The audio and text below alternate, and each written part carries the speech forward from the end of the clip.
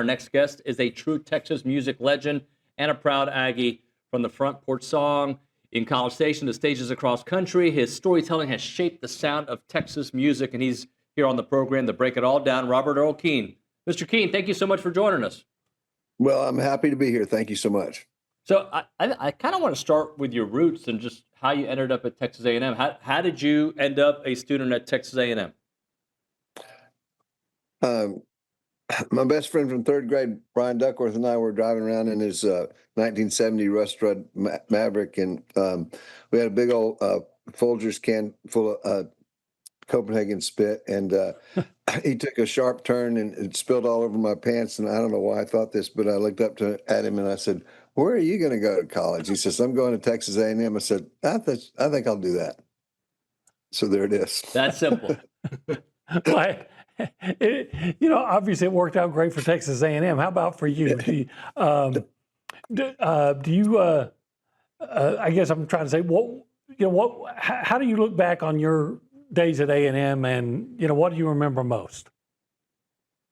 Well, to answer in one word, fondly. I had a really, really, really good experience there, and I had some great classes and some great professors that definitely shaped the way I think and the way I live now. So, and not to mention all the music I played when I was there. So, and I really truly learned how to play music there, because I when I graduated from high school, I took this old guitar up to A&M, and it was my sister's guitar, and I got it strung up, and I got this book called the 10 Greatest Country Songs Ever. So I learned 9 of them. One of them was called The Happiest Girl in the Whole USA. So I didn't need that song, but that's where I started playing, and it just went on from there. That was like sort of my hobby. I mean, I would say it's a hobby, that was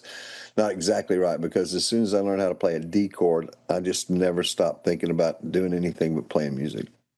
So you were playing the D chord. How did the storytelling aspect of your career happen? How did you become such a great storyteller and interweaving that into your music? I was surrounded by great storytellers when I was growing up. My brother's a great storyteller. My uncle, who is the only other Aggie, he passed away, but he's the only other Aggie in my family. Everybody else, I'm surrounded by T-sips, So I had that one uncle whom I really admired, and he's my coolest uncle that I had. So it was one of those deals where I just felt like I was doing the right thing. Well, along those lines, I've got to ask you, what was the inspiration for one of the songs that I probably hear more than any, "The Road Goes On Forever"? My wife and I moved from we were in Nashville for a couple of years, and then we moved from there to Bandera, Texas, because she got a job there, and so she worked at this nursing home, and there was this young lady, Sherry. Actually, her name was Sherry, and she had a on and off boyfriend, and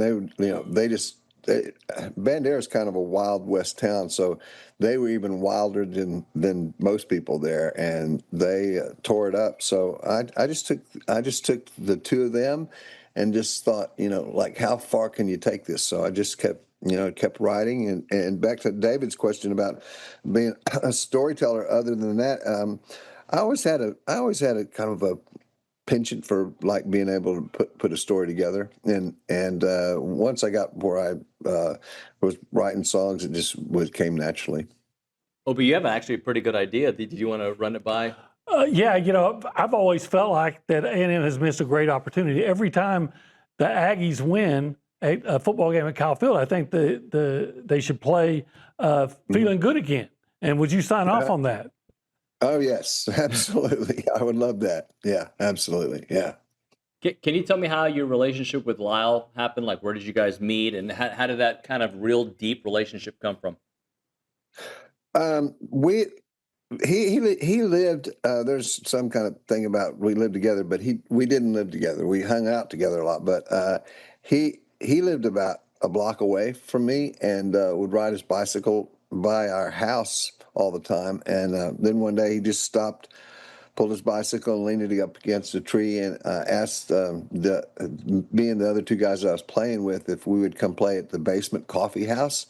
And so we went and played, and then Lyle and I just hit it off really well, really easily. He was a journalism major, and I was an English major, so that basically means that I have a better vocabulary, but he's a better writer. So we had a lot of classes together, and when I went to summer school a couple of summers, and as did he, and so when all my my beer drinking, fun loving buddies ran off, it was just kind of me and Lyle the whole time in the summertime. We just hung out incessantly. Can you give me a little background on how the Front Porch Song came together? Just paint a picture of that evening.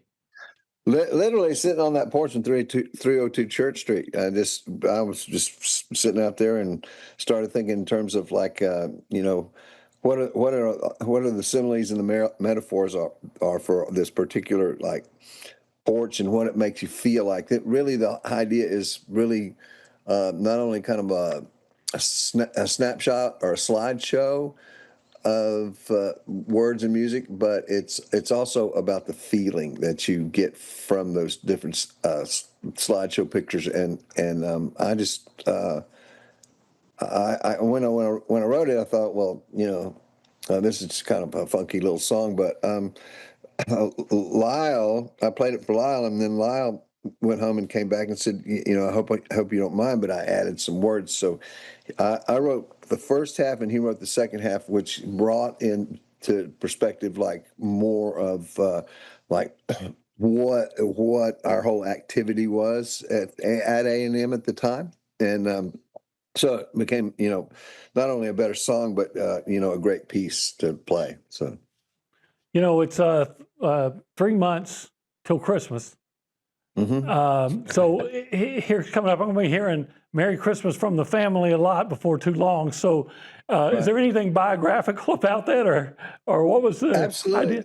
I mean, I don't think it's like you can't make that up, kind of thing. And I grew up in Houston, and I don't know about you, David, and you, Olin, but the fact is like, Houston, you never have I didn't know what a chestnut even looked like, much less ever have any snow or anything like that. And some of the biggest memories of my growing up there was like my brother's kids all getting on a riding lawnmower with a wagon tied to the back of it, and the three of them, which were like 6, 8, and 10, all had BB guns, and they were riding around in this riding lawnmower, shooting BB guns off of it. And I thought, this is just too weird. But the rest of it, like how I populated the song with the different people, they all come from my family one way or another.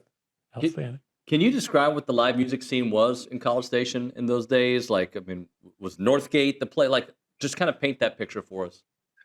There were a few places in Northgate, I recall, and let's see, and then down the street over there, where it used to be Skaggs and everything by the McDonald's, there was a Mr. Gaddy's, but these were all places that you could just play solo or things like that. As far as like, we had a little band, and what we did was play like church spaghetti suppers and maybe some rodeo, some rinky-dink rodeo out of town sometimes.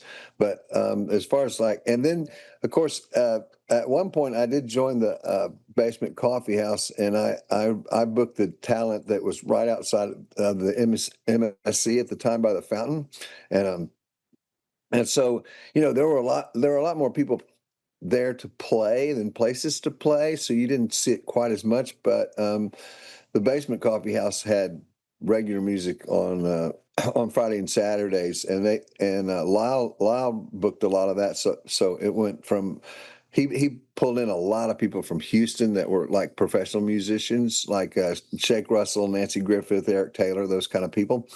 And so you could see some like real music and people that did it for a living, and so that would probably be the mainstay as far as like where you could see some top-notch music. You played great venues. You've had a lot of people cover your songs. Was there a seminal moment in your career where you look back and say, "Okay, I've made it"? I'm still waiting for that, Olin. It's a process, man. I mean, it's you set some aims and you achieve those. Or what I always like to say, and this is the truth, I've played everything from a garage sale to the Kennedy Center. So, everything in between. So, as far as like, doing like getting where you think you've really made it.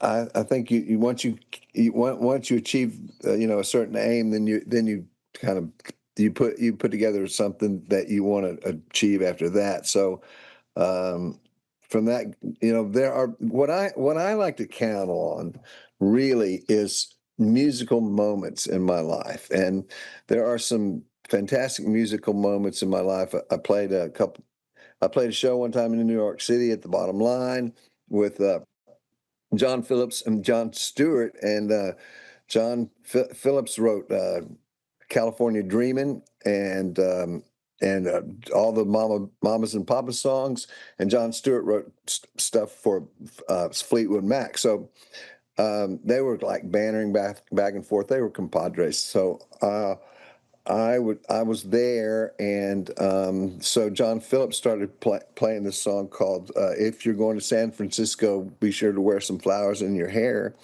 and he's just kind of playing it in this craggy old voice and kind of bad guitar playing, and all of a sudden the guy who actually made that song a hit, like in 1966 or 1967, was in the audience, and he stepped up on stage and started singing it, and it was like. It was a shocker. It was a mind blower. And I was thinking, this song has so much power. There could be somebody in Dayton, Ohio, and they heard that song in 1966 and they thought, hell with it. I'm going to go move to San Francisco. And that's that's one of my great musical moments. Robert, to follow up what Olin asked you about a moment where you made it, how about that 1988 Cotton Bowl where you got to play and the Aggies took care of business against Notre Dame like they just did a couple weeks ago, but that game was a beatdown. They won 35-10. Yeah, I still have the sweatshirt for that one, So yeah, that was a huge one, especially because I think that was one of the first things that I ever really did for the Aggies is like an organization or the association of former students, at the time. Hey, I did want to follow up. So a mutual friend of ours, a mentor of mine and a dear friend of yours, Porter Garner, was telling us some stories. And here's one about playing the Presbyterian in your underwear. Is there anything you can provide, any info there? Well, across from 302 Church Street was the Presbyterian Church.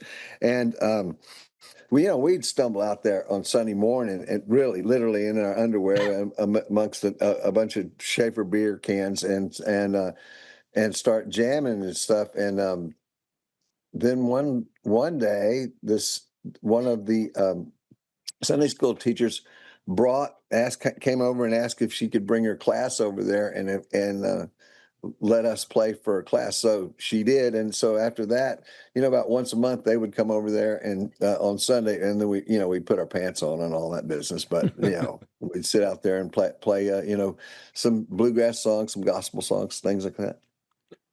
How much do you still tour? Yeah, a lot. Really? A lot. I've been out quite a bit. I had this let's see what Elizabeth Cook calls your retirement haha. So I had this my retirement haha in 22, and then found that I really had no other really real purpose in life, and I just I kind of just walked around scratching my head, and finally somebody asked me if I'd come play a little show somewhere, just for some kids or something. And I went and played, and I thought, I really miss this. This is what I meant to do. So I slowly started back into it, and now it's like cranked up to, we're back doing, a whole Christmas tour. We did a large summer tour, and we got stuff planned for the spring. So it's almost nonstop. Robert, let me close out with just an Aggie football question. Do you get to watch Aggie football? Are you excited about this season, what you've seen so far? I am excited about what's happening. It really feels strong to me. I have been going. My dad was a TSEP, so we started going to the Aggie, the Thanksgiving Day game when I was 7 years old, and we go to Caulfield, and then we go to Memorial Stadium, just alternate every year.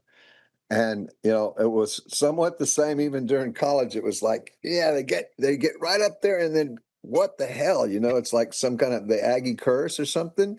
And I feel like maybe we've got away from the curse of the Bambino or whatever you want to call it down there. The curse of Bevo. And I like it. That looks good to me. Outstanding. Well, hey, we are both huge fans of yours, and we're so excited to get you on the show. Thank you so much for making a few minutes. And we're both going to check you out on the road at some point. We'd love to see you together. Okay. Please do. Yeah, well, we have Christmas shows coming up, and we end all of those in Houston and Dallas and Austin. So you might be able to find something there. Yeah, We'll find one. We'll definitely will. Thank you again, sir. Appreciate you very much. All right, bye-bye.